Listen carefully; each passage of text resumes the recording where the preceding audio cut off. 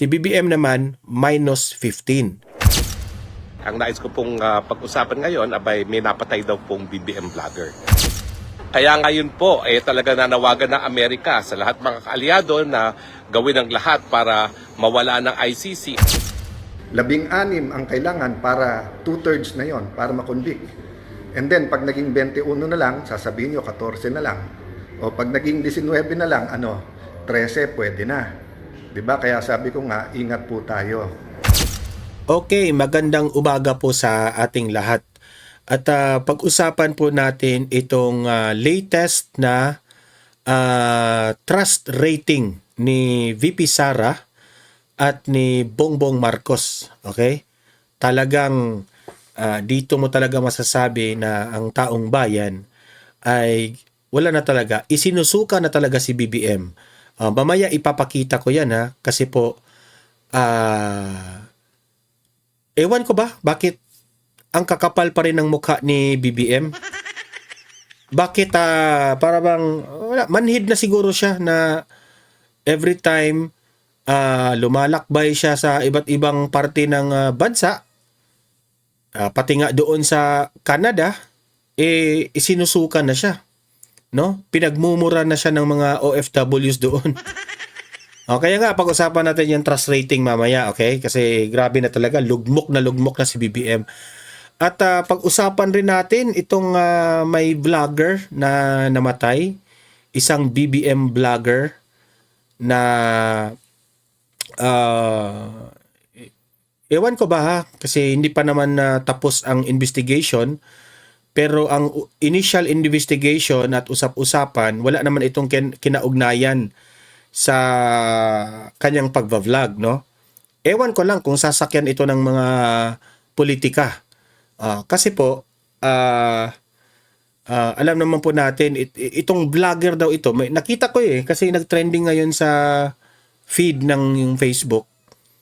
Nakita ko doon isang vlog niya. Di ko nga kilala ito nakilala ko lang nung namatay na siya. Hindi ko pinagtawanan na namatay siya. Pinagtawanan ko na hindi ko kilala siya. Nakakatawa lang kasi saka siya nakilala nung namatay na siya Yun ang nakakatawa. Pero ganun pa man, ang isang tao na namamatay ay nakikiramay po tayo dahil kahit ito ay isang BBM vlogger. Nakita ko nga lang yung isang video niya na sobrang grabe po siya makabanat ni VP Sara. Kung saan ay ang kanyang topic doon, si VP Sara raw, may narinig siya na balita na nabuntis raw itong si VP Sara at nagpalaglag sa ibang bansa. Mga ganun bang very obvious na fake news ba? Pero grabe makabanat. Ang kinatatakutan lang natin, baka sakyan ito ng politika. Yung kasi posible yan kapag matuklasan kung sino yung gumurgur dito sa vlogger na ito, ipapatawag na naman ito, tapos sasabihin na alam niyo na, no? Aminin mo na inutusan ka ng politician, ganun. O baka si VP Sara, ganun. Mamaya pag-usapan natin yan. At pag-usapan rin natin na si Attorney Harry Roque, no? Nagpalabas ng statements patungkol po dito sa ICC. Ang issue sa ICC. Ang daming issue ng ICC ngayon. Patungkol rin dyan sa bubuwagin na yung ICC na yan at pwede nang malapit ng malaya kaagad itong si Tatay Digong. Pag-usapan rin natin yan. At last but not the least ay nagpalabas po ng comment itong si Senator Alan Peter Cayetano, no? Patungkol po sa iniisa-isa na sila na pinapaaresto, no, sa Senado. Yan ang kanyang banat na kasi hindi nila kaya dahil diyan sa impeachment. Ang dami, nagkukonekta na yung issue. Tapos nagpalabas pa ng statement, pag-usapan din natin ito. Si Melvin Batibag, no, ng NBI director. Nagpalabas siya ng statement na ito nga, hinihintay na lang ang resolusyon. Aarestuhin na nila si VP Sara. Yan ang mga pag-uusapan natin Pero like and share muna para kakalat ito sa taong bayan. Sa mga hindi pa nakasubscribe, mag-subscribe na po kayo kasi libre lang po ang mag-subscribe sa YouTube. Walang bayad yan at updated pa kayo sa ating mga trending na balita. Okay? So heto po, paunahin muna natin itong rating ni BBM na nakakatawa. Heto po, panoorin natin. Ito yung lumabas sa balita kanina na ang net satisfaction rating ni Vice President Inday Sara Duterte at ni Presidente Bongbong Marcos. Iwan ko ba kung presidente pa yan? Di yan presidente eh. Ang nakalagay po dito is si Vice President Inday Sara Duterte ay nakakuha ng plus 31. Yan po ay nangyari sa June 2026. Kay Bongbong Marcos naman is negative 7. June 2026. Naalala ko pa to, binalita natin ito, di ba? Plus 31 si BP Sara, minus 7 si BBM. Yan po ang net satisfaction rating nila nung nakaraang buwan, June. Noong nakaraang May, plus 29 si VP Sara. Si BBM naman, minus 15. So, ito yung pinagmamayabang ng mga loyalista na, nag-increase na raw si Bongbong Marcos from negative 15, naging negative 7 na lang. Tapos, mayabang na sila nun. Kung tutuusin, hindi mo dapat ipagmayabang yan. Kasi kahit bali-baliktarin mo yan, negative yan. Wala nang gusto sa kanya.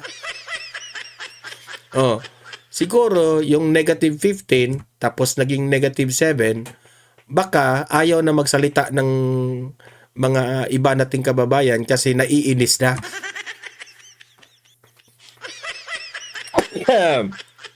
Kumakati yung ulo ko, makakita dyan sa mukha ni BBM. At yan, si BP Sara, yung nakaraang buwan, May, plus 29, nag-increase siya ng dalawa, no? Plus 31. Meaning to say, kung i-analyze nyo ng mabuti yan, si VP Sara po, unti-unti nang dumarami na nagsasalita. Actually, lahat naman siguro ng taong bayan gusto na si VP Sara ang maging presidente, no? So, yan po ang palatandaan natin na unti-unti nang lumalabas ang taong bayan, magpapalabas na sila ng kanilang saloobin na ganyan na nga, no? Ayaw nila kay BBM at gusto na nila si BP Sara na kaagad ang presidente. Okay? So, yan po ang latest net satisfaction ratings. Aabangan pa natin ang upcoming ngayong July. Okay? Yan po. Okay. Punta na tayo dito. Unahin muna natin itong kay Attorney Harry Roque na vlog. Okay? Na maggawa tayo ng reaksyon. Ito yung patungkol sa isang BBM vlogger na namatay. Pinutukan raw sa loob ng bahay. Magre-react tayo dito according rin sa reaction ni Attorney Harry Roque. Okay? I-play natin yung video. Magandang araw po sa inyong lahat, ha? Ako po ay naabutan na naman, no? Ako po ngayon ay kumain ng chicken feet at saka ng xiaolongbao, no? Dahil naabutan ako sa kalye ng gutom, no? Kaya bihira ako lumalabas dito sa Vienna dahil hindi ko rin makain talaga yung mga pagkain ng mga Europeans.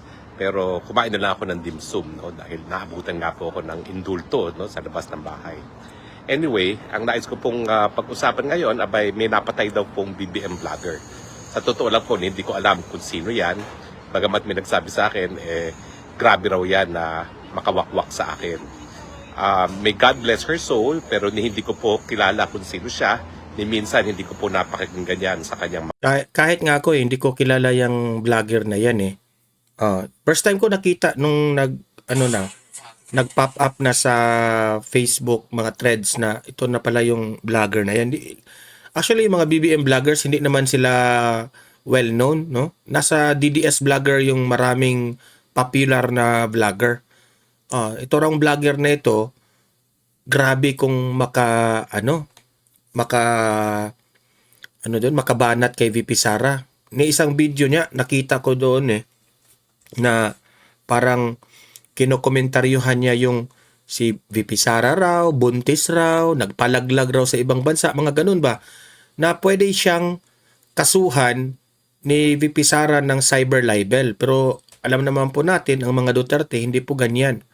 Hindi po pinapansin yung mga bumabanat sa kanila ng mga vloggers. Hindi kagaya ng Administrasyong Marcos na lahat na sigurong mga vloggers na yung mga popular na mga vloggers ay kinasuhan na nila ng cyber libel.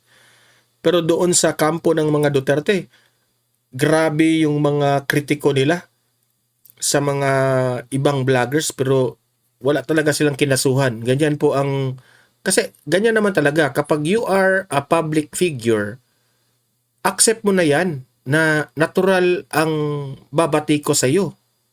You cannot please everyone. Pero mga onion skin kasi. Mga onion skin. Vlogs, no? Ang masasabi ko lang bilang matagal nang naninindigan sa karapatan ng malayang pananalita, pag pinatay po natin ang mga mamamahayag, ang mga vloggers, pinapatay po natin ang demokrasya. Alam ko, sabi ng mga tao na napakatindi daw ng kritisismo nitong napatay na BBM vlogger laban sa akin. Pero ako po, hindi ko po tinatanggal ang mga kritisismo sa mga comment section. Kasi unang-una, yan po ang dahilan kung bakit umaabot ako ng 400 million views a month. No? Habang winawakwakan ako ng mga bayaran, ng mga trolls, lalong tumitindi po ang engagement ko at mas maraming nanonood sa akin. No? Kaya sa akin, okay lang po yan. At pangalawa, naniniwala naman po ako na kahit anong katindi ang pagbabato nila sa akin, ang tao naman may sapat na pag-iisip para malaman kung anong katotohanan, anong kasinungalingan.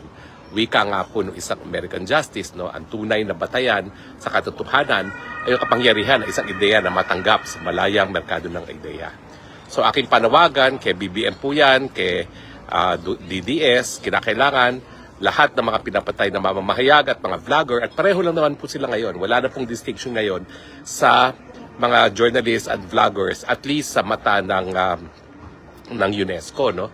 Kapag ikaw po ay regular na nagbibigay ng impormasyon sa taong bayan, at meron kang kita, at may mga kita naman yan sa mga monetization, no? Ikaw po ay journalist. So, hindi na po talaga striktong distinction. Ang importante, yung pagpaparating na impormasyon on a regular basis sa mga nakikinig, yan po ang batayan ngayon. No? So, kapag pinatay mo isang mamahayag o isang vlogger, talagang inuupakan mo ang demokrasya. Dahil sa demokrasya, importante yung malayang merkado ng idea. Kaya pabor o antay sa iyo, tinatanggap ko lahat po yan. Kaya ako wala akong problema. Kahit ano pang mga matitinding kasasamang mga bagay ang binabato sa akin sa comment section, hindi ko po yan binubura. Dahil una-una, sabi ko nga, no, lalong nag-i-increase yung aking reach. At pangalawa, alam naman ng taong bayan kung anong dapat paniwalaan, anong hindi. So kami po ay nakikiramay dito sa napatay na BBM vlogger. At sana ang Estado ay talagang mag-imbestiga, no? Alam nyo ba ho, yung extralegal killings, ang talaga... Alam nyo, ang aking kinatatakutan dyan yung vlogger na pinatay na BBM vlogger.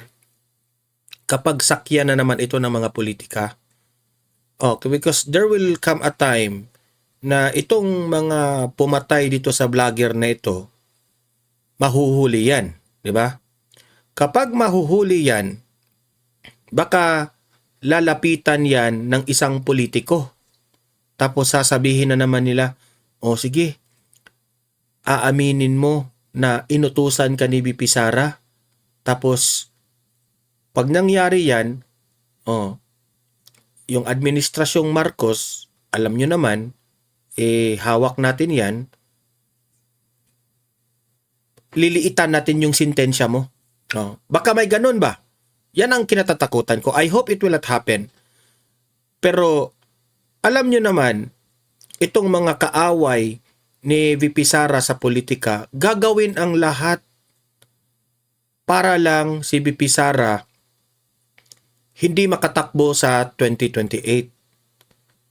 Kita ko pa nga yung the other day, last interview ni Matibag, na ang hinihintay na lang nila yung resolusyon.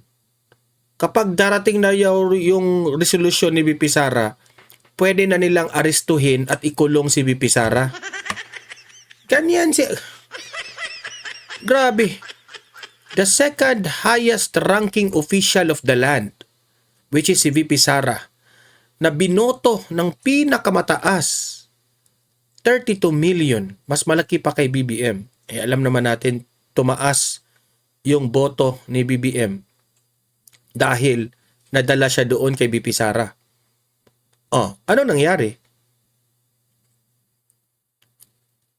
He is most well loved by the Filipino people tapos ipapakulong ninyo? Hindi ba yan nakakatawa, Matibag? Kasi tama nga yung analysis natin Pagkatapos ni Marcoleta, si Senator Alan Peter Cayetano ang isusunod. Sunod dyan si Ruben Padilla. Tapos si Bongo naman, 4. Kasi kahit anong gawin nila, hindi talaga sila mananalo dito sa impeachment na ito. Kasi 16 Hindi talaga nila makukuha yung 16, 2/3 of the entire members of the Senate. Kaya ang gagawin nila, ikukulong na lang nila si VP Sara? Kaya, itong vlogger na namatay ngayon, ang balita ko ay hindi po ito kaugnayan sa politika. Okay? May kinauugnayan raw ito sa isang earnings. Yun ang unang lumalabas Tapos, pera ang dahilan. In general, pera ang dahilan. Yung isa naman, love triangle yung tinitingnan. So, walang kinalaman ang pagiging vlogger niya dito na ang gumurgur sa kanya kampo ng mga kalaban sa politika. So, ang delikado nito kapag sasakyan ito ng mga bangag. Yung mahuli itong nakapatay sa kanya tapos i-connect na naman na inutusan ito ni VP Sara o sa mga DDS. Yan ang ating aabangan. Yun lang ang akin napaisip ako niyan Definition ng extralegal killings, hindi po patayan ng mga drug pushers at drug addicts. At talagang definition po ng United Nations ay patayan ng mamamahayag at mga aktivista. Kaya nga nung panahon pa ni GMA, aktibo na tayo na nagsasabi na dapat titisin mga pumapatay ng mamamahayag dahil kapag ikaw ay pumatay ng mamamahayag o ng vlogger, hindi lang po yan murder, yan din po ay dagok sa demokrasya. Dahil importante ang malayang merkado ng ideya sa ating demokrasya. So sana po magkaroon ng puspusang investigasyon kung sino nasa likod nito at maparusahan. Dahil ang obligasyon naman talaga ng Estado kapag may napatay na vlogger o mamamahayag, bigyan ng mabilisang remedyo ang biktima. Kasama na po dyan yung pagpaparusa kung sino man ang pumatay. So sa mga ka-DDS, hindi po tama na palibasa, hindi natin kahanay, hindi na natin hihinga ng katarungan ng pagkamatay. Lahat po tayo ay tao na hinilang sa imahe ng Panginoon at lahat tayo merong karapatang mabuhay kahit ano pa ang ating mga paniniwala. Isa pa pong balita nagsalita na po yung biktima ni Karim Khan. Si Karim Khan po ang prosecutor. Isa po ito sa binabalita ngayon Itong si Karim Khan ay sinuportahan na ng Netherlands na tanggalin itong si Karim Khan bilang isang judge ng ICC. Okay? Sa kanyang pagkamanyakol raw. Sa ICC na siya nagsampa ng kaso laban kay Tatay Digong. Alam niyo po, ako, I have no love lost dyan kay Karim Khan. Dahil nung unang pagdating ko po dito sa Netherlands, yan ang unang-unang tumutol sa aking pagtatayo bilang abogado. Dahil sabi nga niya, may kaso daw ako sa Pilipinas, no? At hindi ako dapat tumayo na abogado kay Tatay Digong. Pero ayan po, nakakarma siya dahil biglang lumabas ang totoo.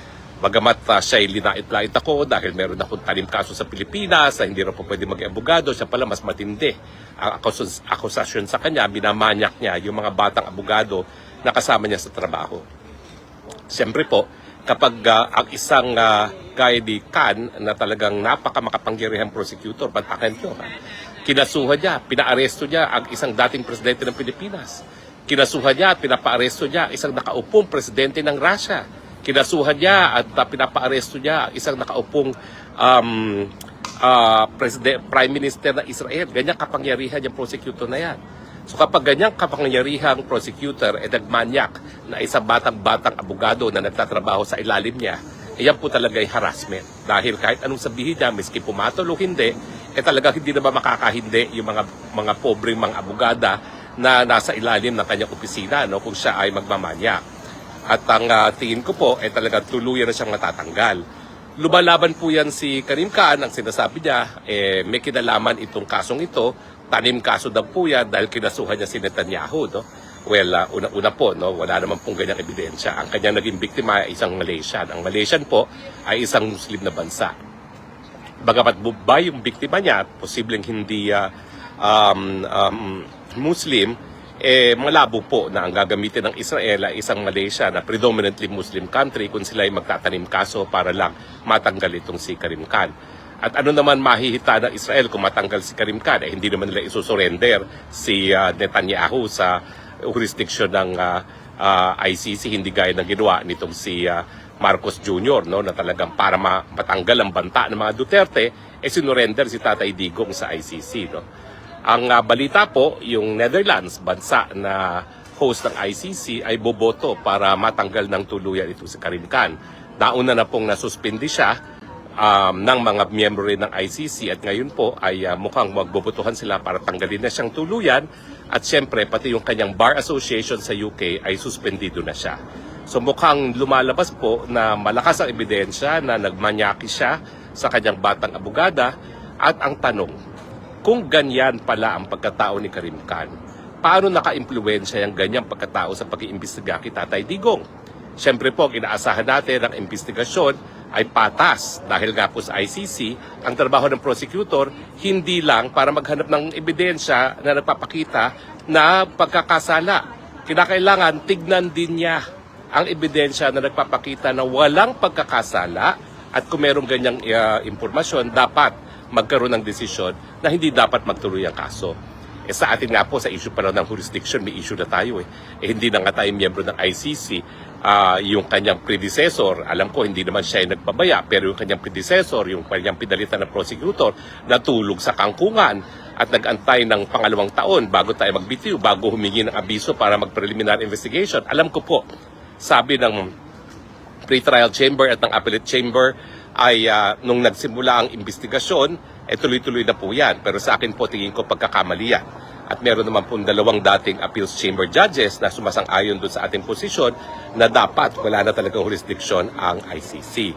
Pero wag natin kakalimutan ha, kaya ngayon po talaga nanawagan ng Amerika sa lahat mga kaalyado na gawin ang lahat para mawala ng ICC dahil nga dito sa ICC na pagpipilit na may jurisdiction sa mga bansa na wala namang tinatanggap na jurisdiction ng ICC. Mga bansa gaya nga po ng Israel, ng Russia na hindi naman kasapi sa ICC, bakit nila i-issuehan ng warrant of arrest? Ganyan din po nangyari sa Pilipinas. Nung una tayo miyembro, pero tayo bumitiw na. Bakit nagpipilit na magkaroon pa ng jurisdiction? No? Kaya nga yung aking reaction dyan yung ICC na yan, nagagamit sa ibang bansa na politika, wine-weaponize. Kaya nga, tama yung plano ng Amerika na i-dismantle na itong ICC. So, kaya nga po, well, sa lahat ng mga pulisya ni Trump, I find myself supporting itong panawagan ni Trump na dapat brick by brick talagang buwagin ng ICC kasi nga po, ang ICC, ang lumalabas ngayon, bagamat ang pinagkasunduan ng mga naging kasapin ng ICC ay court of last resort sila, dahil otherwise, malalabag ang soberenya at pagiging independyente ng mga bansa, ayun nga po, binabaliwala yung pagpayag ng mga bansa na kilalanin ng ICC only as a court of last resort. Kung hindi gumagana mga lokal na hukuman, tignan nyo nangyayari sa Pilipinas. Bukas na bukas naman ng mga hukuman. Ang ating Korte Suprema, patuloy pag-iimbestiga sa mga patayan sa drug war Magkakaroon tayo ng writ of amparo, writ of habeas corpus, writ of habeas data, and yet nakikihimasok sa paglilitis sa mga kaso na dapat lokal na hukuman at lokal na piskal na naglilitis. No? So yan po ang sentimiento ng Amerika. At syempre, ang Amerika ay siya nagpapadala ng mga kasundaluhan sa iba't ibang parte ng daigdig at nung minsan na nagsimula ang investigasyon ng ICC laban sa mga Amerikanong sundalo dyan sa Afghanistan. Hindi ko alam kung talagang may krimen na ginawa mga kasundaluhan, siguro meron nga. Kasi dito nga sa gera sa Pilipinas at Amerika, yan po yung pinakamatinding gera kung saan linabag talaga ang batas na umiiral pag merong gera, no? IHL na tinatawag, International Humanitarian Law. At wala ang kaduda-duda na siguro may mga war crimes ka na nagawa din ng mga kasundaluhang mga Amerikano dyan sa Afghanistan. Pero ang punto, hindi nga pumayag ang Amerika na kilalanin ang jurisdiction ng ICC, bakit nagpupumilit. At yan ngayon ang dahilan kung bakit nanawagan ng Amerika na buwagin ang ICC. Ang mga aliado hiningi niya gawin ang lahat para ma-isolate ang ICC, ipatupad ang mga sanctions laban sa mga opisyalis sa ICC at sa ICC mismo at bumitiw na sa pagiging miyembro. Gaya na aking nasabi dati, 3 African states na ang kailan lamang ay bumitiw na at inaasahan natin yung lahat ng 55 member states ng African Union ay bibitiw na rin. At sa tingin ko, yan po ang magiging dahilan kung bakit ang Tatay Digong ay makakauwi sooner than we expect. Tingin ko po, pag bumitiw na ang mga bansa na mayorya na miyembro ng ICC, ngayon po 125, kung maging 50 na lang sila, anong karapatan nila na litisin pa si Tatay Digong? At syempre, wala na silang resources para magpatuloy ng paglilitis, no? Dahil kung yung mga pinakamalaking kontribusyon gaya ng Japan, isang napakalalakas na aliado ng Amerika ay tutugon doon sa panawagan ng Amerika na bugin ng ICC, saan pa sila kukuha ng pera? I doubt if the European Union alone is willing to sustain yung operation ng ICC, lalong-lalo na, no, na yung kanilang mga ex-colonies ay hindi naman miyembro na ng ICC. Well, anyway, yan lang po ating pag-uusapan ngayon. Okay, so yun po ang opinion ni Attorney Harry Roque, no? Hopefully, magising-gising rin ang ibang bansa na there is really something wrong about this ICC. Hindi lang naman Pilipinas ang nagrereklamo nito sa kanilang style. Okay, na para bang nadadala sila na weaponize, may corruption, 'di ba? So yan po, no. Mag-react na lang kayo. Ito yung last topic natin. Itong si Senator Alan Peter Cayetano pagkatapos ng mainit na trending na balita patungkol sa kanya na iniugnay sa kanila ngayon itong Southeast Asian Games Sports Complex, na ito pa siguro ang magiging dahilan baka makulong itong si Senator Alan. Okay, ito po, panoorin natin ang kanyang latest na komentaryo dito. Praise God for this opportunity. Makausap kayo. Mabati po kayo ng magandang gabi. Yan. At pinilit ko po talaga na ganitong oras para po mga OFWs naman po natin. Lalo na po dahil yung topic natin, yung ekonomiya ng ating bansa at yung political situation ng ating bansa ay talagang ang ating mga OFWs ay kailangan maging updated at saka informed, no? Yan. So we always start out by thanking God, praising God. Napakarami pong pinagdadaanan ng ating bayan. A lot of people po have lost their jobs, a lot ng negosyo ay struggling.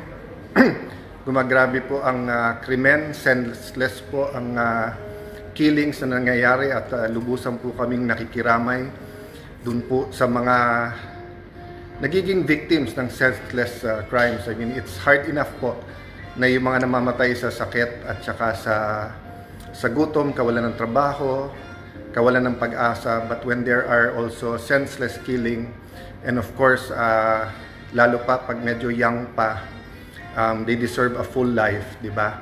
So, sometimes the most difficult time to say thank you, Lord, is when it's the hardest of times, no? But as a nation, we thank God for the Philippines, we thank God for lahat ng Pilipinos. Marami talagang dapat managot na leaders natin, but we also still pray for our leaders, no? So tonight I want to answer some issues and again talk about our economy regarding yung sunod-sunod na announcement ng ayuda.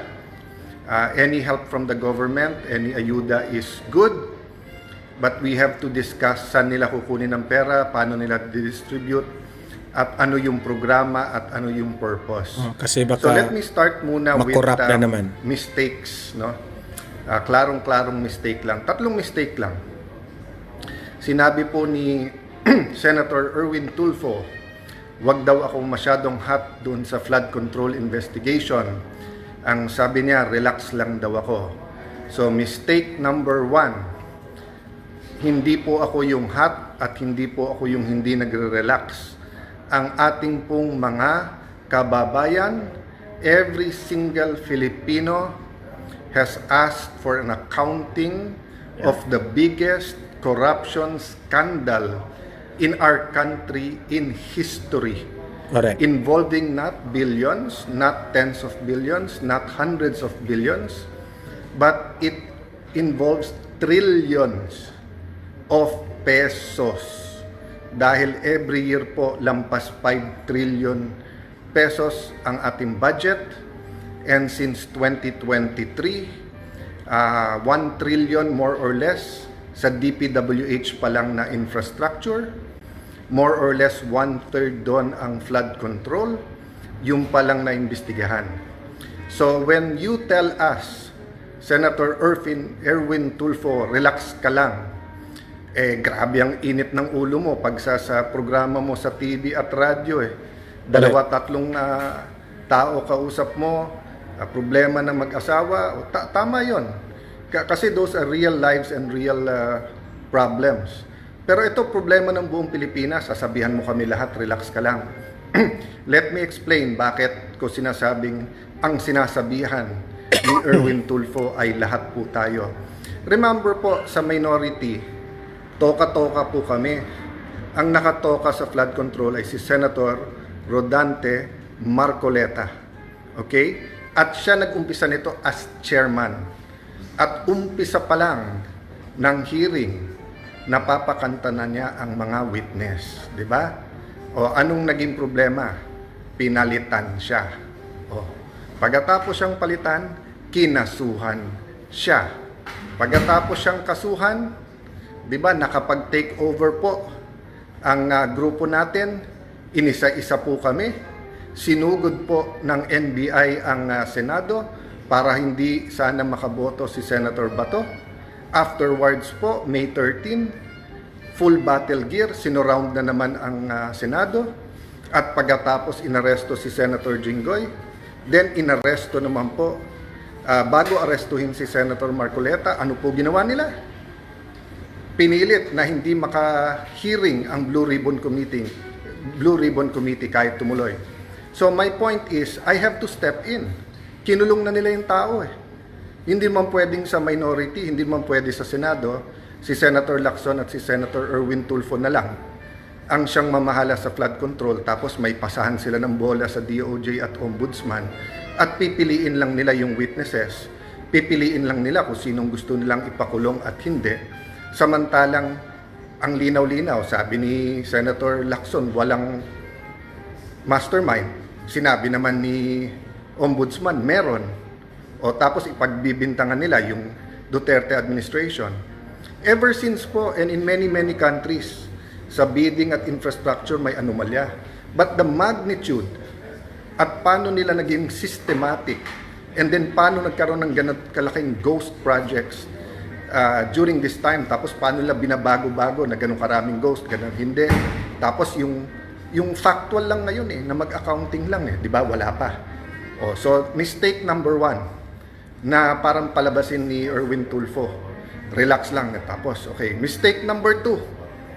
Ang sabi po niya, araw-araw nag-impeachment. So paano mag-hearing? Monday to Wednesday lang tayo, pare. Nag-hearing.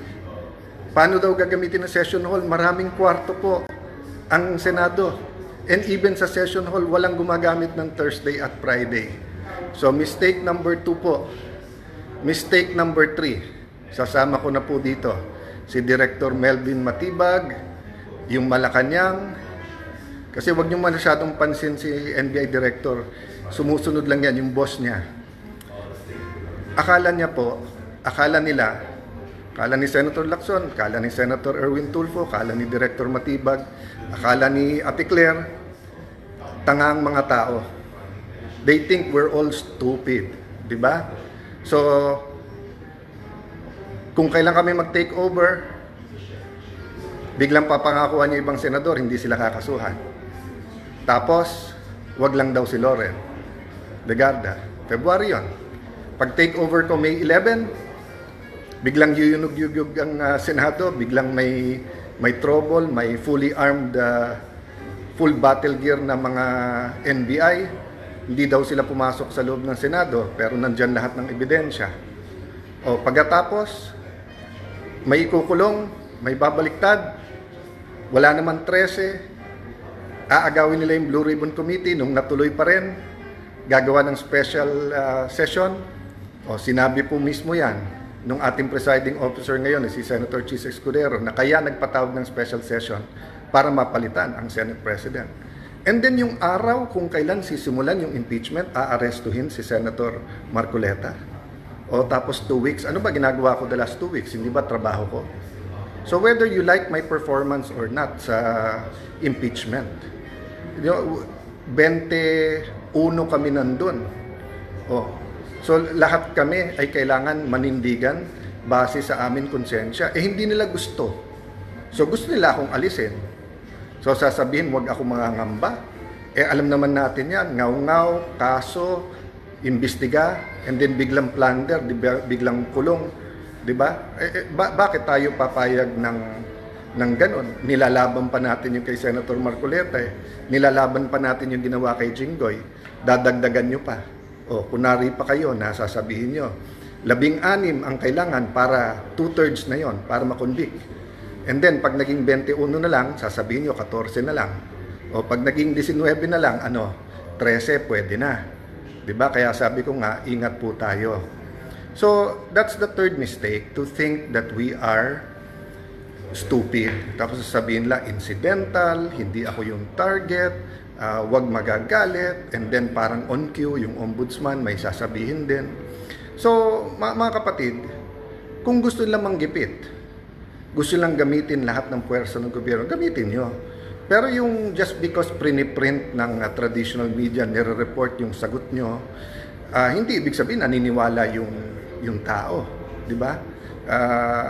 Total, nag-i-impeachment at tapos nakikinig kayo dun sa mga Latin terms. Senator Lacson, Senator Erwin Tulfo, eto, alam to ni Director Matibag, dahil abogado naman siya, res ipsa loquitur, di ba? I-research nyo yan kasi yan yung ginagawa nyo. Alam ng tao ang ginagawa ninyo. Okay. 30 weeks po, 30 linggo po yung impeachment. Importante po yan. Sige po. Daan milyon, bilyon ang pinag-uusapan. Pero daan milyon hanggang bilyon kung sakali. Ang pinag-uusapan po naman sa flood control, trilyon po ang ninakaw, daan bilyon. Hindi ba importante? Sabi, wag hat. Ano ba ginawa nyo the last few months? So, bakit sinabi ko sa ating ekonomiya? Ako po natutuwa pagka meron pong tulong sa ating mga kababayan at napakaraming mga programang nag-i-improve at gumaganda. Pero the last 2 days, sa mga announcement ng ating mahal na Pangulo, ang dami nagte-text sa akin, Senator Alan, tama ka pala. Kuya Alan, kaya pala yung 10K. Kaya babalikan ko lang ng konti yon, ha? Okay. 2020, nung nagkaroon tayo ng pandemic, tayo po ang nagkaroon ng pinakamatagal na lockdown sa buong mundo. Ang problema po sa lockdown, marami pong no work, no pay. At marami din po, isang kayod, isang tuka. Diba? Halimbawa, mga tricycle driver natin, kapag hindi sila lumabas, wala silang kakainin. So, upon the recommendation of one big businessman, si Sec Sunny Dominguez ng DOF, sa pagpupulong-pulong namin, kinausap ko po yung mga congressman, nagkaroon tayo ng package, yung Bayanihan 1, 10K po yon, 2 gives of 5K. So noong 2021 going into 2022, sabi ko marami pang hindi nakaka-recover. So kaya ng ating budget magbigay. Pero pagkapanalo ni President Marcos, ayaw niya. Pero every single year po tinatanong ko 'yon sa aming Chairman of Finance, 2 to 300, minsan 400 billion ang ayuda. So kaya pong bigyan ng 10K. Towards 2023, ako na mismo nagsabi, kailangan pa rin pero kailangan targeted at ang dapat unahin, syempre may sakit kasi yun talaga may kailangan. Pangalawa po, yung pong small businesses kasi sa 5-6 lang po talaga nangungutang. Hindi pwedeng random. Pero the past 2 days, sobra po yung mga ganda ng amounts na ina-announce. So sabi sa akin, sir, may 12K pa. So kaya pala yung 10K. Bakit ngayon lang 2026? Alam na yung sagot. Ano yung sagot? Nanakawin muna yung daan-daan bilyon bago kayo bigyan. Di ba? So 2023, 2024, 2025, ngayon pwede naman pala magbigay. Nandiyan ang pera eh. Pero saan nilagay? Doon sa mga pwedeng nakawin. 10%, 15%, 20%, 25%, 30%. May ghost pa. So yung ghost, ibig sabihin, 100% ninakaw. Ngayon na galit na kayong lahat. At ngayon na malapit na magsona. At syempre, pataas ang presyo dahil mismanaged din po. May crisis talaga, pero mismanaged din yung ekonomiya natin. Mismanaged din po kasi yung ating priorities. Ang priorities, paano kunin ng Senate President? Ang priority, paano mag-impeachment? Hindi priority yung crisis sa nangyari sa Middle East at yung presyo ng gasolina at diesel. Di ba? So bakit ko po ito sinasabi? Kasi katukin natin ang DBM. Kamusta ang release ng budget para sa mga proyekto? Kasi kung hindi nare-release yung pera, hindi umiikot sa ating bayan ang pera sa ating ekonomiya. So ang government spending ay napaka-importante. Tapos a-announce ka ng ayuda which is maganda, pero nanakaw na yung malaking halaga and then mangungutang ka ng malaki, magbebenta ka ng gold, magbebenta ka ng mga property ng gobyerno kung kailan baksak yung presyo, tapos kung kailan mataas, wala na sa'yo. So, I leave it up to many more of the economists to talk about this, but our OFWs have to hear this because whether it was the 70s, 80s when you started moving, no, nung martial law and then yung oil shock noon, yung crisis no, economic crisis ng ating bansa, nung nalunod na tayo sa utang, and then yun nga, yung nagkaroon din naman ng crisis talaga noong 1997, and then nagkaroon ng crisis noong 2007, di ba? Pero nalampasan na po natin yan eh. Panahon ni President Pinoy, tapos panahon ni President Duterte, hanggang nagka-pandemic. Nagka-problema tayong pandemic, pero still, may capacity tayo mangutang, may capacity tayo magbigay ng ayuda. Ang problema, doon po sa pagnanakaw ang naging priority. So, ang problema po ngayon, maraming negosyante ang nahihirapan. Maraming nawawalan ng trabaho, yung iba baka magsara or mag-scale down. So, yung how we will navigate all of this, we have to do it together. Hindi pwedeng nakaw na everyone, and then walang huhulihin or yung huhulihin opposition lang, whether totoong may ginawa o hindi, and then tapon-tapon ka lang ng ayuda, di ba? Yun lang pong mga tinamaan ng bagyo, lindol, etc. Maganda yung relief program and many NDRRMC, yung pong DSWD, kudos sa inyo, I honor you. Grabe po ang inyong pagtatrabaho dyan. Pero yung pong rehabilitation, di ba? Hindi pwedeng nawalan ng bahay tapos bigyan ng 10 million, bigyan 20 million. It's much more than that, no? Maylene Reyes, magandang gabi sa iyo sa Australia. Katrina, Sergio George, yes, dapat ilista lahat ng binebentang assets. So ayan po ang latest na komentaryo po ni Senator Alan Peter Cayetano na itong gobyernong Marcos ngayon, itong administrasyon na ito, totoo ito medyo talaga tagilid ang bansa, no? Imagine that one, mga properties ng gobyerno binibenta na nila kasi wala ng pera ang gobyerno. Okay? Tapos yung mga binibenta pa nila, sablay pa, palpak pa. Oh, yung isa doon sa pinakamasakit, pinibenta yung gold reserves natin, di ba? Sa murang halaga. Kasi mura pa yung at that time. Panahon na tataas na yung presyo ng gold, wala na tayong maibenta. Yan ang sabi ni Senator Alan. No? At ang dami pa talaga. Na ang punto dito is makalimutan ang flood control corruption na pinangunahan ito ng kalokohan ng administrasyon at nakatutok ngayon sa impeachment na gusto nilang ipa-impeach itong si BP Sara, which is ang labo rin naman na ma-impeach. Kaya ngayon nag-announce na si Matibag na resolution na lang po ang hinihintay para arestuhin si BP Sara. Gaano ba yan katotoo, Matibag? Grabe. So ayan sa mga nanonood ngayon, paki-like, paki-share na lang itong video natin.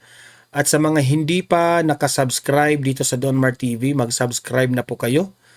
No? At libre kayong mag-comment, mag-react sa mga pinag-usapan dito sa Donmar TV. Ito, especially itong kay Attorney Harry Roque at ni Senator Alan Peter Cayetano. Okay, see you in my next video. Have a great day, have a great night. God bless po sa ating lahat.